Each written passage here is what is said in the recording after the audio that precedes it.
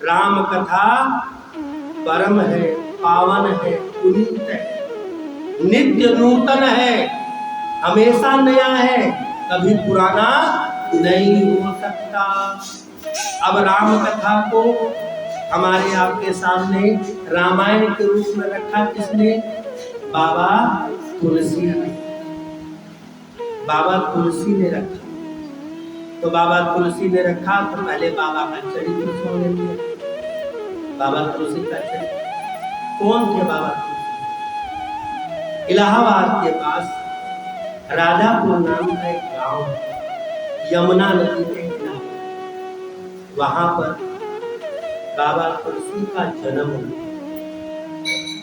बड़ी विहंगम कथा है बाबा तुलसी।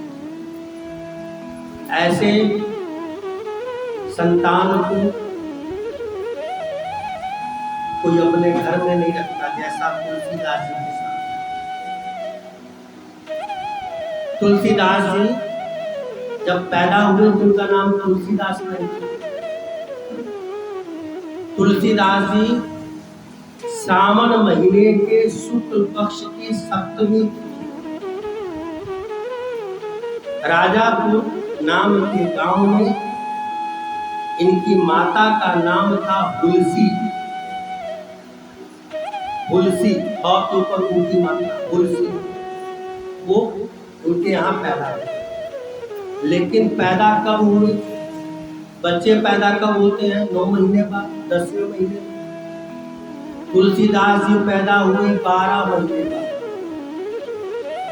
पहला। दूसरा, जैसे पैदा हुए 3 घटनाएं घटी। पहला, पैदा होते ही राम राम बोला। क्या बोला? राम राम। अब बच्चा पैदा होती तो रोता है, और तुलसीदास जी जब पैदा हुए तो वो रोने की बजाय बोल रहे राम। एक तो 12 महीने बाद पैदा हुए, और जब राम बोला तो मुंह खोला तो देखा 32 के 32 दांत। ये तीसरा शकुन। और उसके बाद पैदा हुए मूल नक्षत्र में, वज्रमूल। और जब पैदा हुए तो ऐसे दिखे जैसे 5 साल का बालक। जो दाई आई थी बच्चा करवाने के लिए, उसने ये सारे लक्षण जा करके बाबा तुलसी के पिता आत्मदेव जी को जाकर के बताया कि तुम्हारा बेटा ऐसा है। अब आत्मदेव बहुत बड़े ज्योतिषी थे। पूरे गांव को खबर थी कि इनके यहाँ बालक उत्पन्न होने वाला है। तो पूरा गांव इकट्ठा हो गया। जब सबके सामने दाई ने आकर के ये सूचना दी कि ऐसा विचित्र बालक पैदा हुआ है, तो गांव वालों ने कहा कि मूल नक्षत्र में बच्चा पैदा हुआ है, ऐसे बालक को तो देखना भी महापाप है, और या तो जहां भी पैर रहेगा वहां का समूल विनाश कर देगा। गांव वालों ने बाप को राय दी, ऐसा करो तुम 3 दिन तक इस बालक का चेहरा मत देखो। बोले बेटा हुआ है? बोले बेटा तो हुआ है, भूल गए? तुम भी ज्योतिषी हो। जो तुम्हारा बालक है यह अपसपनी है। अगर तुमने इसका चेहरा देखा तो मृत्यु को प्राप्त हो जाओगे। तुम्हारे घर में बहुत बड़ा अपसपन हो गया है, और जो स्थिति दाई ने बताई है उसके अनुसार तो ये 3-4 दिन बाद अपने आप मर जाएगा, और नहीं मरे तो बोले जमुना जी में डाल देना। ऐसे बालक को घर में मत क्या करना? जमुना जी में डाल देना। दाई ने आकर के ये जो बाहर जितनी बातें सुनी थी वो सारी बातें हुलसी को बताई। माँ तो माँ होती है, माँ की ममता बच्चे नहीं रहती है, चाहे बालक कैसा भी हो। पूत कपूत सुने पर माता सुनी न। माँ का मन उस बालक के प्रति, माँ समझ गई कि अब ये मेरे बालक को या तो मार देंगे या जमुना जी में फेंक देंगे। माँ ने क्या किया, अपने सारे कड़े उतारे, सोने के गले के जो जेवरात थे वो निकाले। उनकी एक दासी थी, उसका नाम था चुनिया, उसको वो सारे गहने जेवरात दे दिए और उससे कहा कि एक काम करो, तुमसे हाथ जोड़ करके विनती करती हूँ, मेरे घर पूरी जिंदगी गुलामी करके तुम्हें उतना धन नहीं मिलेगा जितना मैं तुम्हें दे रही हूँ, ले जाओ। आज से मैं तुम्हारे अपने घर की दासी से मुक्त कर रही हूँ, जाओ इस बालक को ले जाओ, ये सारा धन ले जाओ, सारी दौलत संपदा ले जाओ, लेकिन मेरे इस बालक को ले जाओ और इसका जा करके पालन करना, इसको पालना। इसने पैदा होते ही भगवान का नाम लिया है। लोग इसको अभागा बोल रहे हैं, लेकिन मेरा दिल कहता है कि अभागा नहीं है, ये तो किसी परमेश्वर का स्वरूप आया है मेरे घर में। दासी के आगे हाथ जोड़ा माँ हुलसी ने। दासी ने हुलसी की बात मानी, सारे गहने समेटे, लपेटा, रात हुई, उस बालक को अपनी गोदी में लिया और जमुना जी के उस पार हरिपुर गांव में उसकी ससुराल थी, वो वहां अपने ससुराल चली गई। जा करके सास के आगे सारे गहने और गठरी सब रख दिया। माँ ये देखो मैं लेकर के आई हूँ, इसके बदले में इस बालक की मुझे सेवा करनी है। सास ने इतने गहने सोने कभी जिंदगी में नहीं देखे, देख करके बड़ी प्रसन्न हुई, सब उठा करके अपने कोठारी में जमा कर दिया और अपनी बहू से कहा, बेटी इसे अपना बेटा समझ करके पालना। तुलसी का बेटा नहीं, अपना बेटा समझ के इसका पालन करो। यह हमारे लिए किस्मत खोल करके आया है। देखो हमने कभी सोने के आभूषण नहीं देखे, गरीब परिवार था, दासी थी ना, गरीब परिवार था, सोना छोड़ो चांदी नहीं पहनने को मिली और यहाँ सोने के जेवरात। तो क्या माने कि बेटी ये हमारे लिए खजाना बन के आए, इसके चरण हमारे घर में रहेंगे तो हमारे घर में और पता नहीं क्या क्या आएगा, इसलिए इसका बेटे की तरह पालन करें। बेटी ने कहा ठीक। सास बहू मिलकर के उस बच्चे को पालन करने लगे, लेकिन ब्राह्मणों के मुख से जो निकला वो सत्य। जिस माँ हुलसी ने जन्म दिया था, 3 दिन बीतते ही उस माँ की मृत्यु हो गई।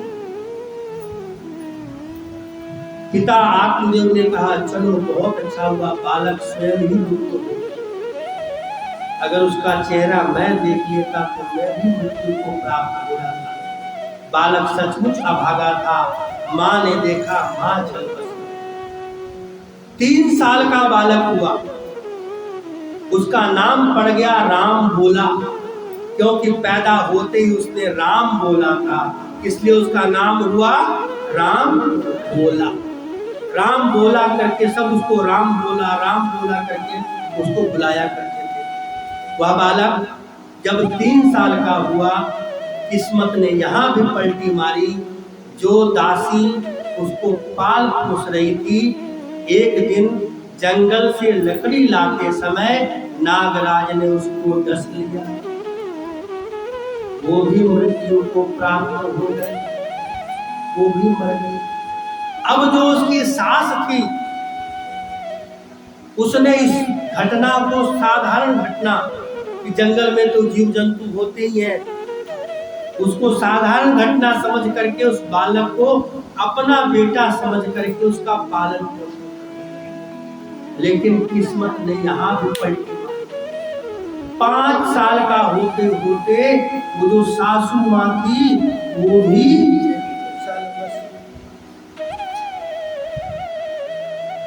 किस्मत ने ठोकर ऐसी मारी कि सब कुछ खत्म। अब कोई पालने वाला नहीं, कोई रोटी देने वाला नहीं, कोई दुलार करने वाला नहीं। स्वयं तुलसीदास जी अपनी कवितावली में लिखते हैं कि जब 5 वर्ष के तुलसीदास जी हुए, अब जो माँ दासी माँ जो लेके आई थी वो मर गई, उसकी सास थी वो मर गई, तो करे तो गांव के बाहर एक मंदिर थी,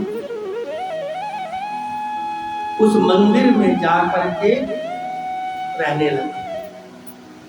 जो मंदिर में कोई फल फूल चढ़ा जाता वो उठा करके खा लेते, चढ़ जाए मिल जाए तो ठीक, नहीं तो भूखे।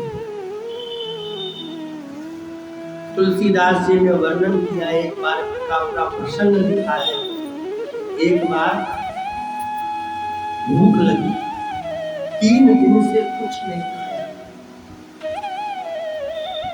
गांव में उसे कोई कुछ दे दे तो लोग गांव में नहीं जाने देते, अभागा समझते थे कि जो इसके सामने पड़ेगा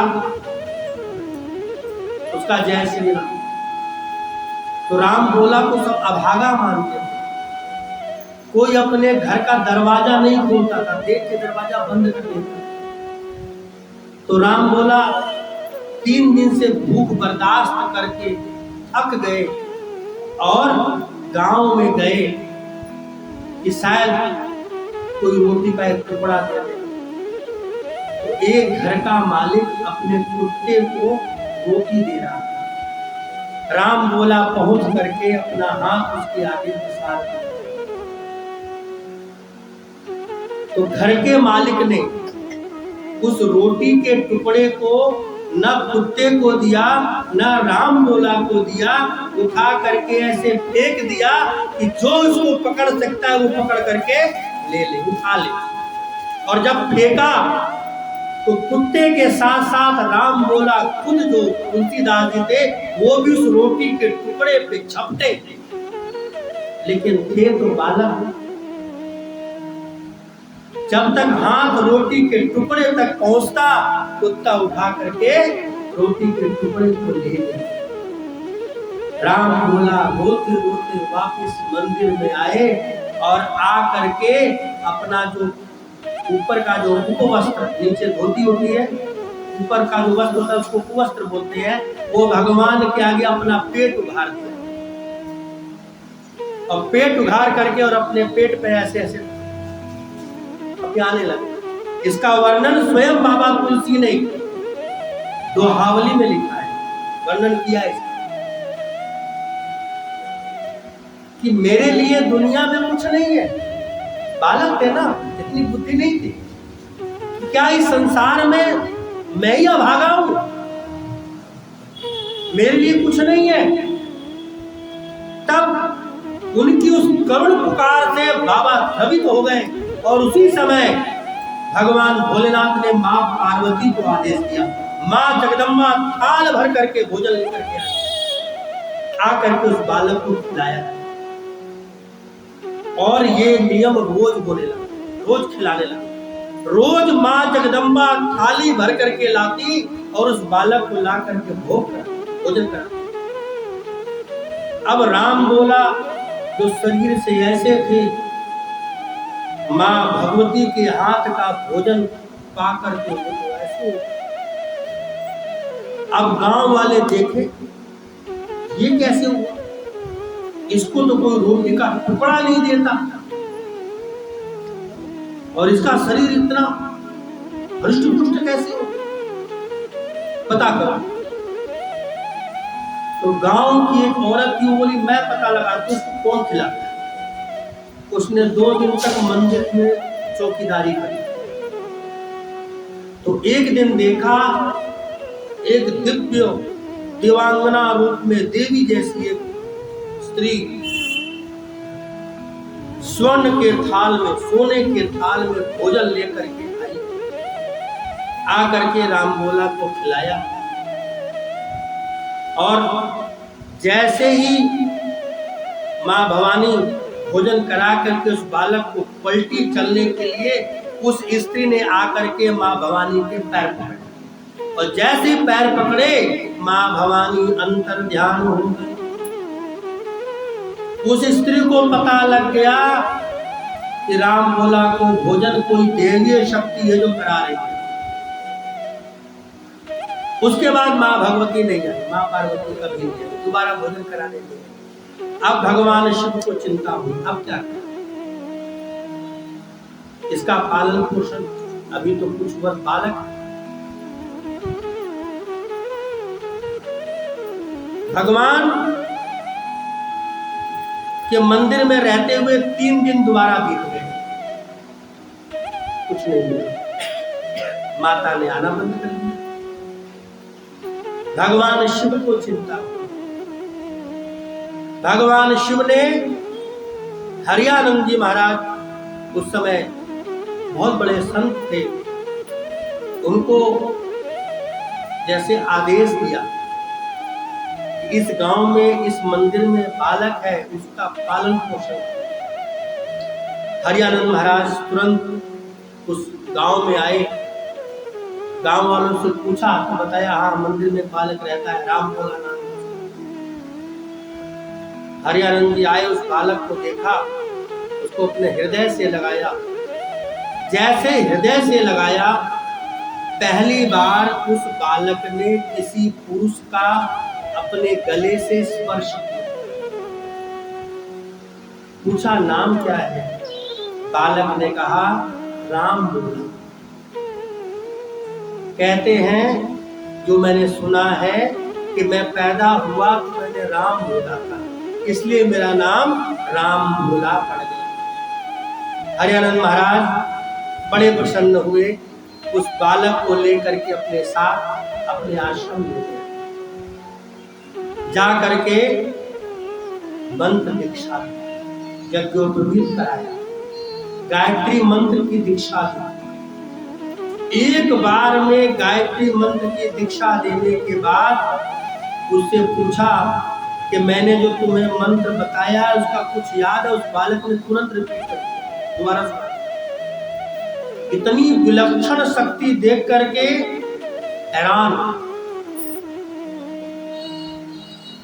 अध्ययन कराने लगे, विद्या पढ़ाने लगे। एक विषय को दोबारा नहीं पढ़ाना पड़ता। बालक इतना मूर्धन्य था, तेज।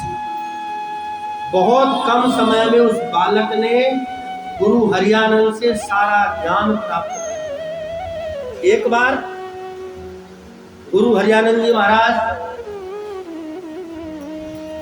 तीर्थराज प्रयाग में आए, साथ उस बालक को लेकर के आए। उसी समय काशी के एक उद्भट विद्वान थे शेष सनातन, उनसे हरियानंद जी की मुलाकात। दोनों आपस में ज्ञान चर्चा करने लगे। बालक चुपचाप मौन होकर के बैठा। शेष सनातन जी ने उस बालक का जब चेहरा देखा तो मन में ये भाव आया कि ये बालक कोई साधारण बालक नहीं। उन्होंने एक दिन परीक्षा लेने के भाव से उस बालक से पूछा कि बेटा तुम जब हम दोनों बात करते हैं तो मौन होकर के बैठे रहते हैं, हमारी बातें कुछ समझ में आती है? उस बालक ने पहले दिन से लेकर के उस दिन तक जितना कुछ सुना था वो सारा का सारा सुना था।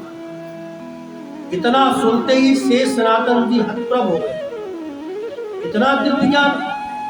हरियानंद जी को जैसे मौका मिला, उन्होंने उस बालक का हाथ पकड़ा और शेष सनातन जी के हाथ में रखते हुए कहा, आज से ये आपका बालक है। और उस बालक का नाम रखा तुलसीदास। राम भोला से तुलसीदास उस बालक का नामकरण हुआ। गुरु थे हरियानंद, उन्होंने उसका नामकरण। अब तुलसीदास जी को शेष सनातन जी को दे दिया, तो शेष सनातन जी लेकर के काशी चले गए। सभी वेदों का अध्ययन कराया, पुराणों का अध्ययन कराया। बालक बहुत उद्भट विद्वान। जब इन सारी कलाओं का ज्ञान बहुत जल्दी उस बालक को हो गया तो शेष सनातन जी ने बालक से कहा, बेटा मुझे जितना ज्ञान था मैंने सब दे दिया। बोला मेरे लिए क्या क्या है? बोले आप भ्रमण करो, क्योंकि ज्ञान का अर्थ तभी प्राप्त होता है जब हम तीर्थ यात्रा करते हैं। तो वो तीर्थ की यात्रा तुम्हारे लिए आवश्यक है। बालक ने गुरु की आज्ञा मानी और यात्रा पर निकल पड़े। तीर्थ यात्रा करते करते भगवान जगन्नाथ जी का दर्शन करने पुरी पहुंचे। जाकर के पुरी में भगवान जगन्नाथ जी का दर्शन किया, आत्मसात किया, और आत्मसात होकर के जब वापिस आया तो पता लगा जिन गुरु ने विद्या दी थी से सनातन जी महाराज स्वर्ग को सुधार, अब क्या करें? तो मन में भाव आया कि जिन्होंने दीक्षा दी थी उनके पास चलते हैं। शिक्षा गुरु तो चले गए, तो दीक्षा गुरु जी के पास चलते हैं। तो वापिस दीक्षा गुरु जी के पास आए। अभी रास्ते में थे तो पता लगा उनका भी स्वर्गवास हो गया। अब मन दुविधा में, क्या करें, कहाँ जाएं? वो अवस्था आ गई थी। मन में जैसे ईश्वर की प्रेरणा हो, अपने पैतृक गांव चलते हैं। वापिस राजापुर गांव आकर के अपने घर वालों के बारे में पता किया तो गांव वालों ने बताया वो तो तुम्हारे कारण सबके सब मृत्यु को प्राप्त हो गए। बोले मेरे कारण? मैं तो खुद निकाल दिया घर से। तो बताया कि 3 दिन बाद तुम्हारी माता जी गुजर गई और साल भर नहीं बीता तुम्हारे पिताजी गुजर गए।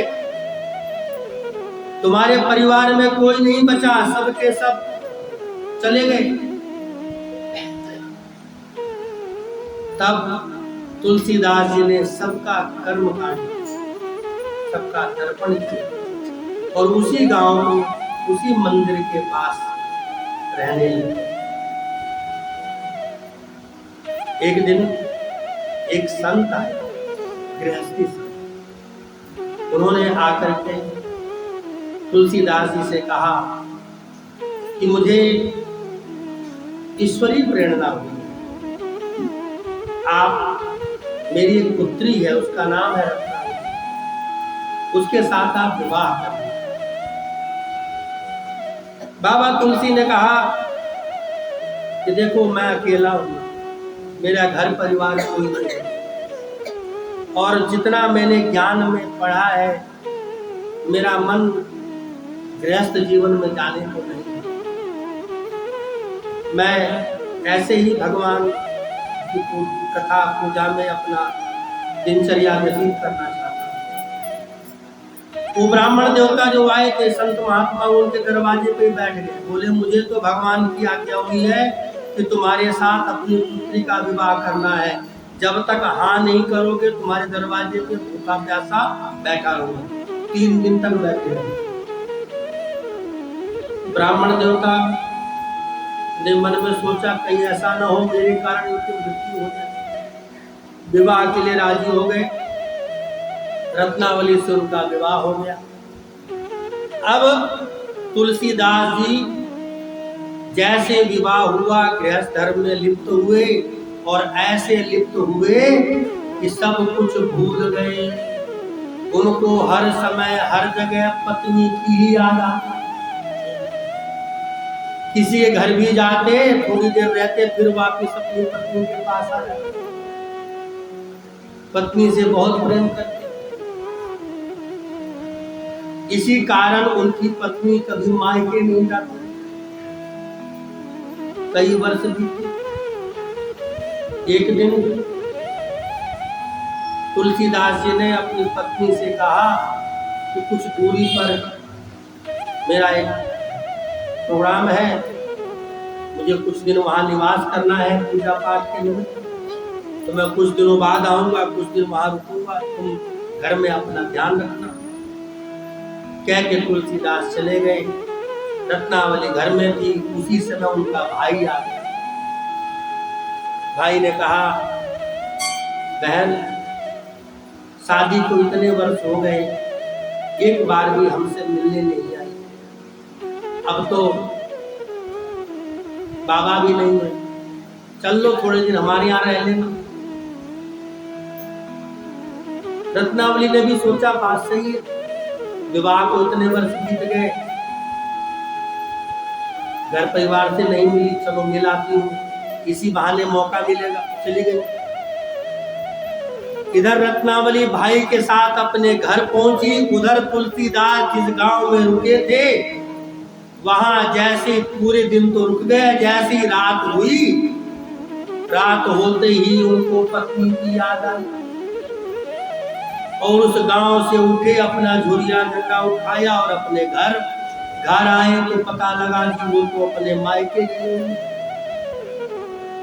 सावन का महीना, आधी रात का समय, बारिश इतनी तेज कि पूछो नहीं। भयंकर बारिश, बादल गरजे, बिजली कड़के। घर आए, घर में पत्नी नहीं मिली, पता लगा मायके गई है। जैसे आए थे वैसे मायके के लिए चल पड़े। रास्ते में आई यमुना जी। अब यमुना जी उफान पर, यमुना जी कैसे पार करें? चारों तरफ देखते रहे, देखे मुर्दा बहता हुआ जा रहा है, मुर्दा पकड़ लिया, उसी पे बैठ करके यमुना जी पार हो गए। अब यमुना जी पार हो गए, यमुना जी पार होकर के ससुराल पहुंचे, देखे दरवाजा बंद। ऊपर अटारी पर उनकी पत्नी का घर था, पत्नी रहती थी। तो कैसे चढ़े? दरवाजा खटखटाएंगे, पूरे घर वालों को पता लग जाएगा। खिड़की के ऊपर एक रस्सी टंगी हुई थी, रस्सी नहीं टंगी थी, सांप टंगा, सांप लिपटा हुआ था। तुलसीदास समझे रस्सी है, चढ़ गए और चढ़ करके खिड़की खटखटाई और खिड़की खटखटाई तो रत्नावली ने खिड़की खोल करके देखा तो सामने तुलसीदास अपना छाती माथा पीट लिया। माथा पीट करके रत्नावली बोली, हे स्वामी, आधी रात, बिजली कड़क रही, बारिश हो रही है, तुम्हें अपनी फिक्र भी नहीं है? क्योंकि वो सांप को पकड़ के लटके हुए, काल को साक्षात पकड़ रखा सांप। रत्नावली ने कहा कि जितना प्रेम तुमने मेरे से किया, इसका आधा भी प्रेम यदि भगवान से कर लेते तो तुम्हारे भवभीत ही भर जाते। बस ये बात तुलसीदास जी को लग गई,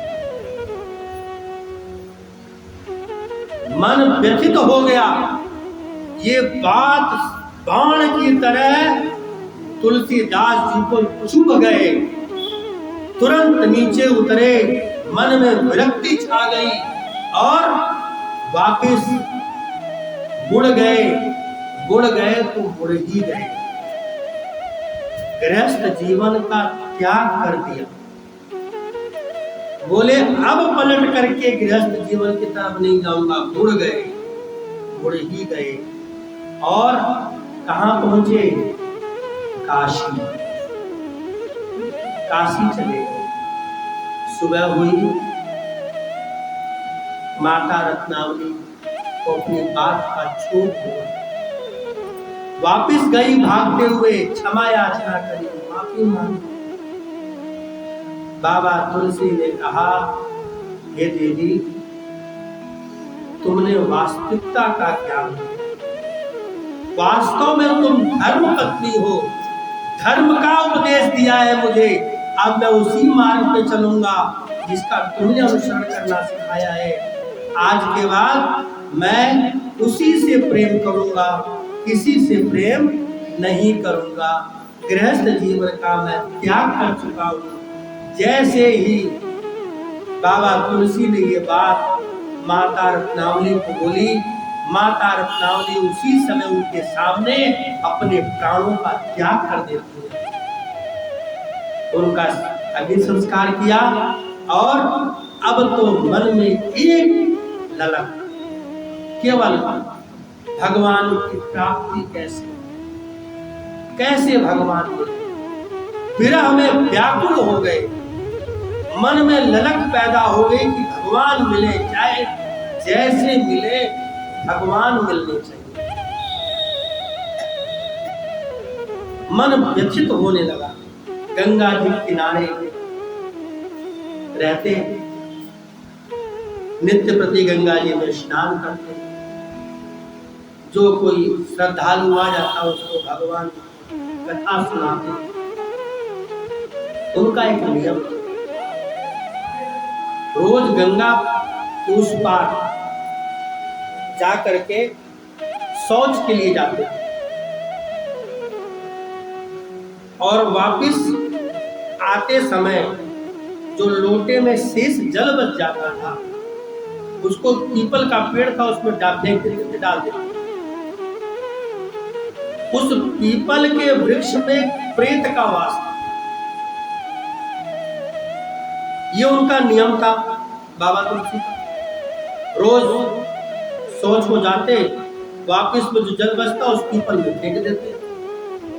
उस पीपल में जो प्रेत का वास था, एक दिन जैसे जल फेंका वो प्रेत बाबा के सामने प्रकट हो गया। अब उसको देख करके तुलसीदास जी घबराए, उसने हाथ जोड़ लिया। बाबा ने पूछा भैया कौन?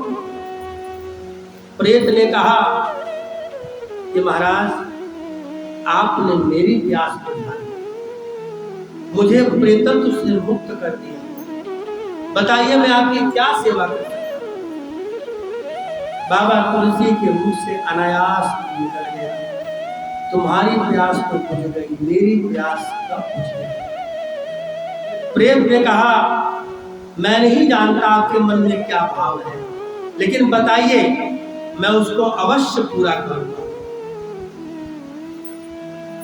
यह सुनकर के बाबा ने कहा मेरी जो आंखें हैं ये हरि के दर्शन की प्यासी है, इनको भगवान का दर्शन मिल जाए, ऐसा कुछ उपाय कर सकती? प्रेत ने कहा देखो मैं ऐसा उपाय तो नहीं कर पाऊंगा, लेकिन उस व्यक्ति से मिलवा सकता हूं जो आपको उससे मिलवा देगा। बोले जानते हो? बोले हाँ, उनका पता हमारे पास ही तो होता है, हम ही जानते हो। क्यों जानते हो? भूत पिशाच निकट नहीं आवे, कब? महावीर जब नाम सुनावे, नासे रोग हरे सब पीरा, जपत निरंतर हनुमत जी। हनुमान जी का परिचय दिया। बोले तुम जानते हो तो फिर मिलवा दो। बोले मिलवा ही तो नहीं सकता, बता सकता हूं। क्यों? क्योंकि मैं वहां नहीं जा सकता। जा नहीं सकता तो क्या हुआ? परिचय तो है, पता तो है कहाँ रहते हैं। बोले कहाँ? बोले आपकी कथा में रोज आते हैं। बोले मेरी कथा में? बोले हाँ, तुम्हारी कथा में रोज आते हैं, उनसे मिलो। बोले कौन है? बोले पवन तनय बल पवन समाना।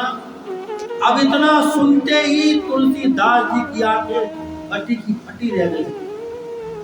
मेरी कथा सुनने के लिए भगवान आते हैं, हनुमान जी हैरान। बोले आप मुझे मिलवाओ। बोले मिलवाऊंगा नहीं, पता बता रहा हूं, जाओ। पहचानोगे कैसे?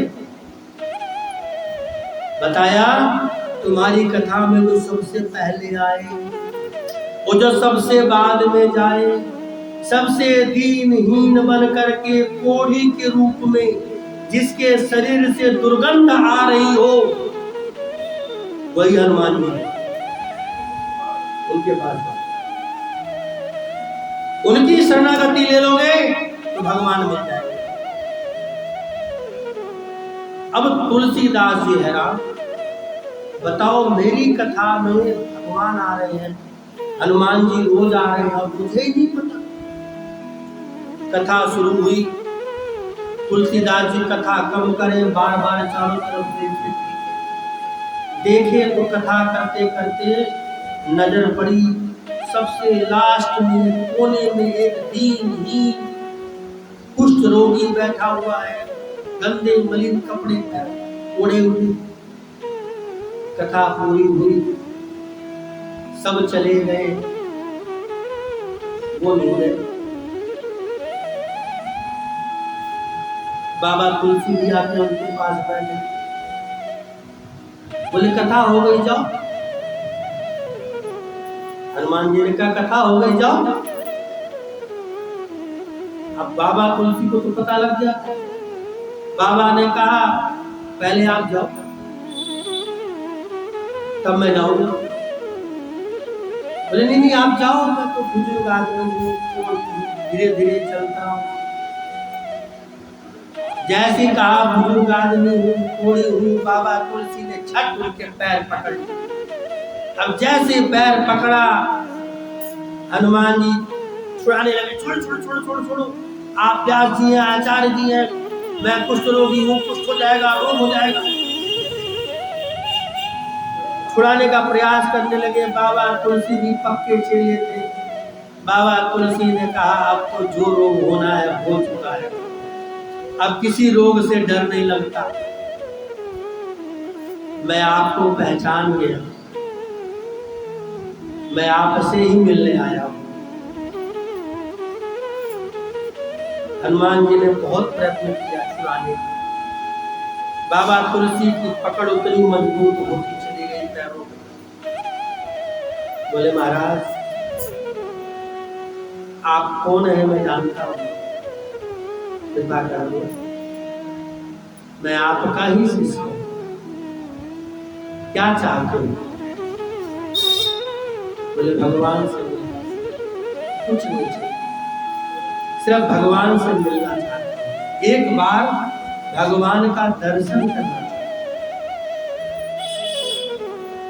तब हनुमान जी अपने स्वरूप में तुलसीदास जी बड़े ध्यान से पूछा ये रूप क्यों बना रखा है? हनुमान जी ने कहा मैं राम की कथा सुनने, और राम की कथा सुनने के लिए मुझे दीनहीन बन के ही आना पड़ता है।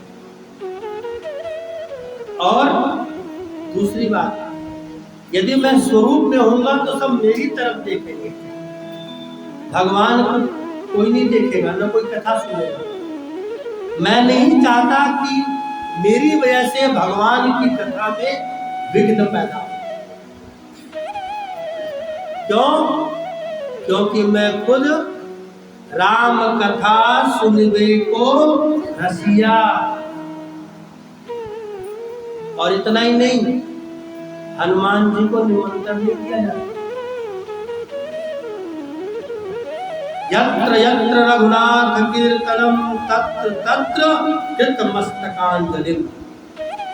जहां जहां भी राम की कथा होती है, राम की चर्चा होती है, वहां हनुमान जी स्वयं पहुंच जाते हैं। उतना रूप उतना स्वरूप धारण कर लेते हैं। इस संसार में जहां भी राम कथा हो रही होगी वहां भगवान के भक्त के रूप में हनुमान जी विराजमान मिलेंगे, रहते ही रहते। क्यों? राम कथा सुनने को रसिया, राम की कथा में लीन रहते हैं। तुलसीदास जी ने कहा प्रभु बस एक बार दर्शन करो। बोले दर्शन करने की इच्छा है तो चलो। बोले कहाँ? बोले चित्रकूट। बोले किसका दर्शन करना चाहते हो? बाबा ने कहा राजा राम का दर्शन करना चाहता हूँ। बोले चलो चित्रकूट, वहीं मिलेंगे। लेकर के चित्रकूट आए, आकर के सारी युक्ति बता दी। बोले यहाँ बैठो। मन का भाव आया, हनुमान जी से निवेदन किया, मेरी एक इच्छा है। बोले क्या? बोले मैंने कथाओं में सुना है भगवान कृष्ण कुब्जा के हाथ का चंदन अपने माथे पे लगाए तो कुब्जा का उद्धार हो गया। मैं चाहता हूँ, मेरी इच्छा है मेरे हाथ का चंदन भगवान के माथे पर लग जाए। क्या ये मेरी इच्छा पूरी होगी? हनुमान जी ने कहा होगी। चलो घाट पे ले जाके बैठा दिया। अब तुलसीदास जी चंदन घिसे। अब चंदन घिसे उसी समय दो राजकुमार आए, धनुष बाण लेकर के, बालक भेष में, 5 वर्ष के बालक बन करके आए। बाबा चंदन दे दो। अब वो तो घिस रहे हैं राजा राम के लिए, आए हैं बालक राम, और बार बार बाबा चंदन दे दो, बाबा से चंदन मांगे। बाबा तो राजा राम के धुन में मस्त और चंदन घिसे जाए। ये आंख खोल करके देखा भी नहीं कि मेरे आगे कौन खड़ा है, चंदन घिसे जाए। भगवान राम बालक रूप में थे, बार बार बोले बाबा चंदन लगा दो, मगर वो तो राजा राम के चक्कर में चंदन घिस रहे हैं। भगवान ने 2 बार मांगा, 3 बार मांगा, 4 बार मांगा, हाथ पकड़ लिया, आंख खुली, देखा, और देख करके कहते अरे बच्चों जाओ, काय को तंग कर रहे हो, जाओ। चले गए। अब हनुमान जी से मुलाकात हुई। हनुमान जी ने कहा दर्शन हो गए? बोले दर्शन किसके? बोले भगवान के। बोले कब आए? बोले दोनों तो आए थे। अब तुलसीदास जी ने फिर माथा पीटा, भगवान आए, देखा, लेकिन पहचान नहीं पाया। क्यों? मन में जो छवि घूम रही थी वो राजा राम की घूम रही। आ गए बालक राम, मस्तिष्क में जो घूम रहा था वो राजा राम, सामने आए बालक राम, नहीं पहचान पाए। हनुमान जी के चरणों में विनती करो, आपको गुरु बनाया। किसको? हनुमान जी। श्री गुरु चरण सरोज निज मन मुकुर सुधार, बरनहु रघुबर विमल जस, जो दायक फल चार। बुद्धिहीन तनु जानिके, सुमिरो पवन कुमार। बल बुद्धि विद्या देहु मोहि, हरहु कलेश विकार। ये चौपाई किसकी है? कहाँ है चौपाई? ये चौपाई कहाँ लिखी है? हनुमान चालीसा में। पक्की बात? अच्छा, नहीं लिखी होगी, आप लोग कह रहे हैं। मेरे हिसाब से रामचरितमानस के अयोध्या कांड में ये चौपाई है, उसमें भी जहां आप कह रहे हो वहां भी है, लेकिन ये चौपाई रामचरितमानस की है। नहीं पता होगा, ये चौपाई रामचरितमानस से निकाली गई है। दोनों के राइटर एक ही है, बाबा तुलसी। श्री गुरु चरण सरोज रज की जो चौपाई है, ये रामचरितमानस के दूसरे कांड अयोध्या कांड की चौपाई है, उसमें है, उसमें वर्णित है। सबसे पहले इसमें लिखा गया। निवेदन किया गुरुदेव, यहाँ पर एक दोहा है, गुरु गोविंद दोनों खड़े बलहारी। अब आप मुझे ये बताइए, तुलसीदास जी को हनुमान जी पहले नहीं मिले थे, लेकिन ज्ञात नहीं था। आते तो रोज थे, आते रोज थे, लेकिन ज्ञान नहीं। प्रेत ने बताया तो पता लग गया। उसी तरह तुलसीदास जी के पास भगवान भी आए, लेकिन पता नहीं। फिर हनुमान जी ने कहा चलो मैं इशारा करूंगा, संकेत दूंगा, समझ जाना। बोले ठीक। अगले दिन फिर, क्योंकि मन का भाव तो भगवान को चंदन लगाना है, उन्होंने भागवत की कथा में सुना था कि कुब्जा के माथे हाथ का चंदन माथे पे लगाया तो कुब्जा को तार दिया। उनके मन का भाव कि अगर मेरे हाथ का चंदन रघुनंदन के माथे पर लग गया तो मेरा जीवन भी तर जाएगा। ये भाव लेकर के मन में बैठे।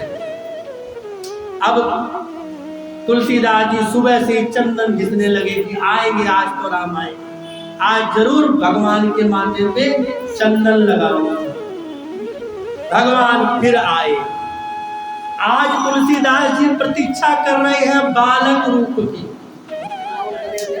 आज भगवान आए राजा राम बन करके। अब राजा राम बन करके आए। तुलसीदास देख रहे हैं बालक रूप में राम को, कि छोटा बालक आएगा जो धनुष ले रखा होगा वही राजा राम होगा। भगवान आए राजा राम बन करके, हनुमान जी ऊपर बैठे पेड़ पर तोता बन करके, बोले अब सब काम बिगड़ जाएगा। वहीं से चिल्लाए जोर से, चित्रकूट के घाट पर भई संतन की भी, अब तुलसीदास चंदन घिसे तिलक देत रघुवीर। जैसे ही तोते ने बोला, कानों में पड़ा, सामने देखा तो राजा राम, आंखों से अश्रुधारा बह निकली। निर्छल जो प्रेम था वो भगवान के आगे प्रकट हो गया, राम का दर्शन प्राप्त हो गया। राम और लक्ष्मण दोनों भाई सामने खड़े, उस विहंगम रूप को देख करके तुलसीदास जी का रोम रोम पुलकित हो गया।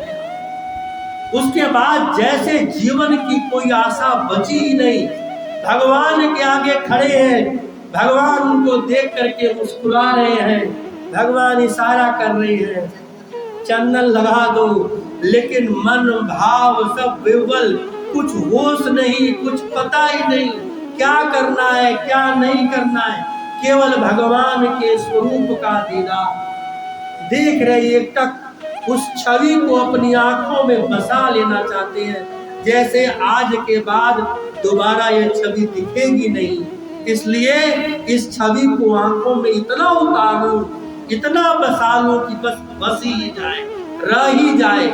ऐसे भाव में आकर के तुलसीदास उनको देख रहे हैं, भगवान तुलसीदास को देख रहे हैं कि मेरा भक्त है, भाव मृत हो गया। लक्ष्मण जी सोचे चंदन तो लगा नहीं, दोनों एक दूसरे को देखे ही जा रहे हैं, चंदन तो लगाया नहीं। हनुमान जी ने सोचा फिर गड़बड़ होगा, फिर कहेंगे चंदन रह गया। हनुमान जी ने फिर दोबारा शुभ वाणी में, तोते की वाणी में फिर दोबारा बोले, चित्रकूट के घाट पर भई संतन की भीड़, भई संतन की भीड़। जब 3 बार बोले भई संतन की भीड़, तुलसीदास सजग हो गए। ध्यान आया, चंदन अपने हाथों से लेकर के भगवान को दिया, हाथ उठा नहीं रहा कि भगवान के माथे पे चला जाए। भक्त का भाव इतना विबल हो गया, हाथ में चंदन ले लिया, लेकिन हाथ उठ करके रघुनंदन के माथे तक नहीं जा रहा था। मन का भाव कि मेरे हाथों की मलिनता भगवान के माथे पे लग जाएगी तो भगवान का माथा कलुषित हो जाएगा, ऐसा भाव तुलसीदास के मन में जागृत हो गया। भगवान ने समझ लिए, भगवान ने वो हाथ पकड़ा, अपने माथे पर लगाया। उसके बाद तो तुलसीदास ने अच्छी तरह भगवान के माथे पे चंदन छाप दिया। उन्हीं हाथों से, चंदन लगे हुए हाथों से भगवान के पैरों का स्पर्श किया, प्रणाम किया। भगवान ने कहा कुछ इच्छा हो तो कुछ मांगो, कुछ चाहिए।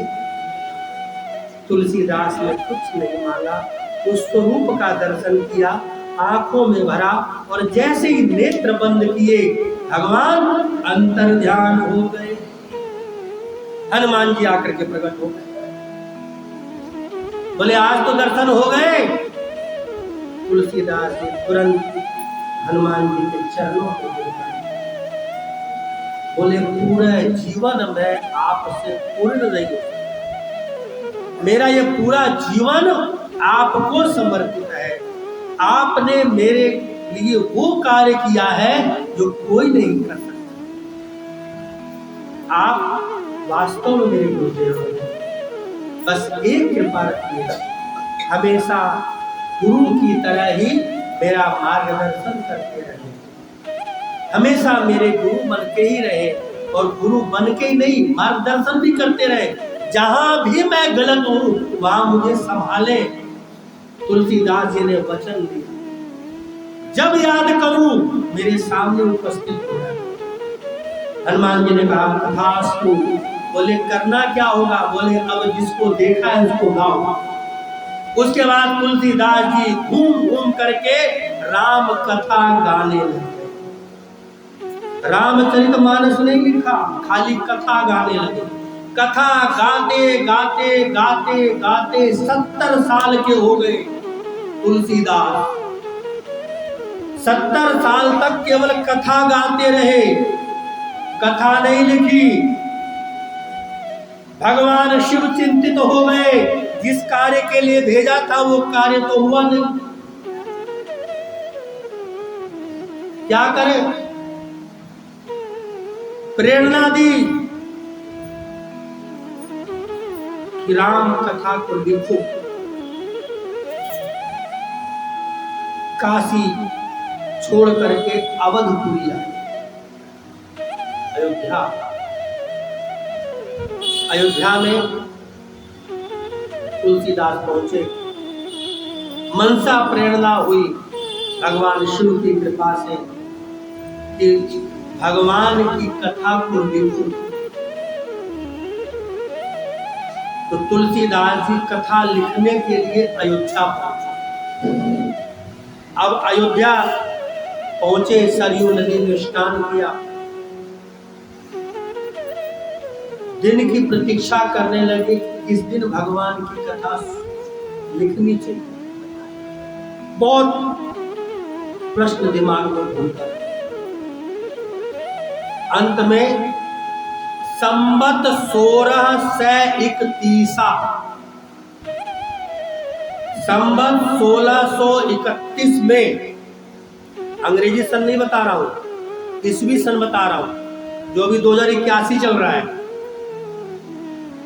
अभी 2081 चल रहा है। 1631 में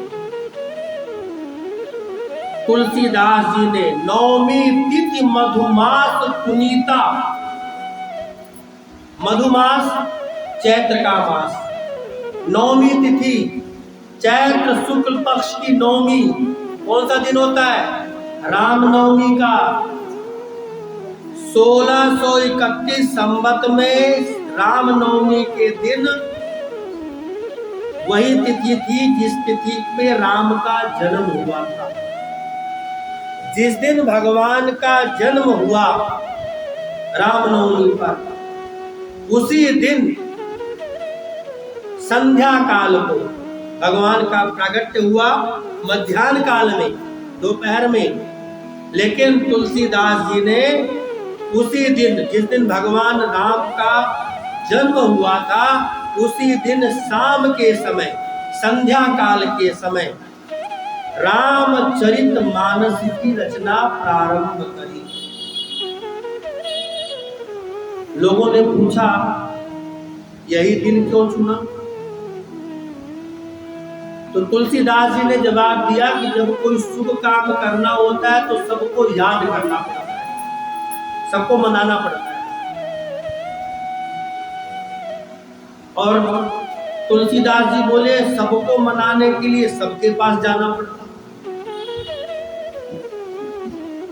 तो मैंने ये वाली तिथि इसलिए चुनी कि किसी के पास जाने की जरूरत नहीं। क्यों? क्योंकि रामनवमी वाले दिन तीर्थ सकल तहां चली आवई, जितने भी तीर्थ हैं रामनवमी वाले दिन सब के सब अयोध्या में निवास करते हैं। मैं नहीं कह रहा, बाबा तुलसी कह रहे, रामचरितमानस में लिखा हुआ है, तीर्थ सकल तहां चली आवई। सारे तीर्थ वहीं इकट्ठे हो गए, सबको प्रणाम किया और रामचरितमानस की रचना प्रारंभ कर दी तुलसीदास जी ने। 1631 में रामचरितमानस की रचना हुई। कोई प्रमाण नहीं है, लेकिन कुछ लोग संत महात्मा कहते हैं कि 2 साल रामचरितमानस को लिखने में तुलसीदास जी को लगा। तुलसीदास जी ने इसका कहीं उल्लेख नहीं किया कि मैंने कितने समय में लिखा, लेकिन कुछ संतों का ये कहना है कि 2 साल के तकरीबन तुलसीदास जी को रामचरितमानस लिखने में समय लगा। एक प्रसंग में उनसे पूछा भी गया कि आपने कितने समय में पूरा किया, तो तुलसीदास जी उसका दूसरे ढंग से जवाब देते हैं। कहते हैं राम कथा शुरू होती है, अंत नहीं होता। क्यों? कहीं न कहीं राम कथा चल रही है, हमेशा प्रारंभ होती है, अंत नहीं होता। क्यों? किसी घर रामायण का पाठ हो रहा है, किसी के यहाँ राम कथा हो रही है, किसी के यहाँ राम जन्म हो रहा है, किसी के यहाँ राम विवाह हो रहा है। राम कथा एक ऐसा विषय जो चलता रहता है, कभी बंद नहीं होता, कभी समाप्त नहीं होता। तो ये इसलिए मैंने कोई निश्चित समय नहीं डाला। दूसरा, यहाँ पर एक प्रसंग आता है, तीरथ सकल तहां चलिया। प्रश्न हुआ, सारे तीर्थ क्यों आते हैं? अब आप सोचिए,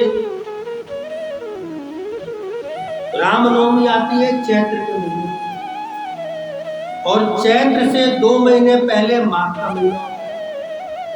माघ मकर गत जब रवि होई, तीरथ पति आवई सब कोई। कहाँ इकट्ठे होते हैं? प्रयाग में, तीर्थ राज में।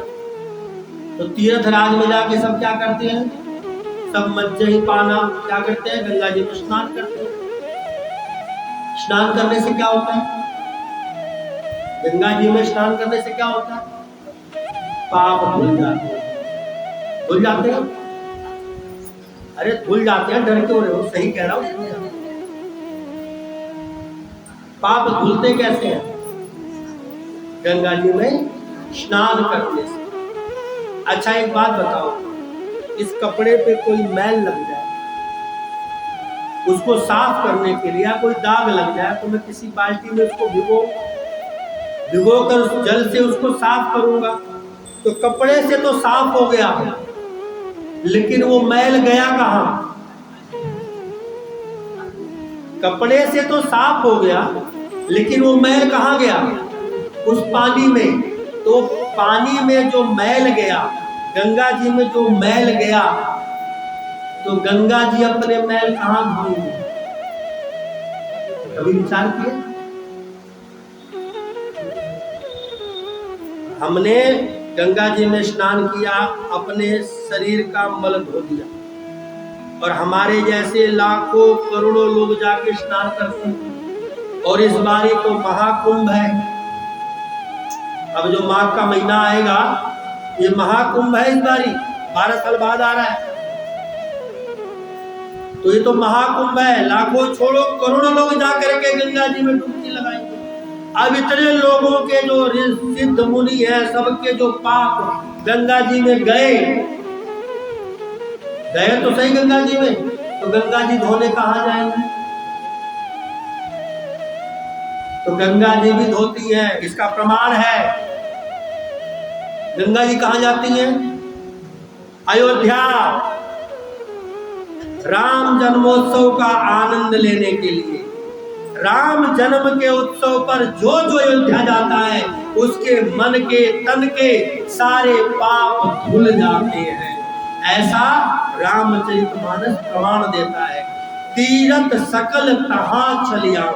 जितने तीर्थ हैं, क्षेत्र हैं, चाहे वो गंगा हो, यमुना हो, सरस्वती हो, नर्मदा हो, सब के सब राम जन्म पर अयोध्या और कृष्ण जन्म पर मथुरा पहुंच जाती हैं। ये सब के सब पहुंच जाते हैं, और वहां जाके क्या करते हैं? अपने अपने पापों से उद्धार कर लेते हैं अपना। क्योंकि आप जब छोड़ के आओगे तो उसको भी तो कहीं छोड़ना होगा। तो जितने भी ये तीर्थ स्थान हैं, अवधपुरी में जब पहुंचते हैं, तो वहां भगवान भास्कर के वंश में जब भगवान राम जन्म लेते हैं, नवमी तिथि मधुमास पुनीता, उस तिथि में जब भगवान राम का जन्म होता है, वो जो दिन है वो इतना पुण्यशील है कि जो कोई भी राम नवमी के दिन अयोध्या में वास करता है, उसके जन्म जन्मांतर के जो भी पाप हैं, वो सब पाप और ताप धुल जाते हैं। बोलो सियावर रामचंद्र भगवान की जय। श्री राम जय जय।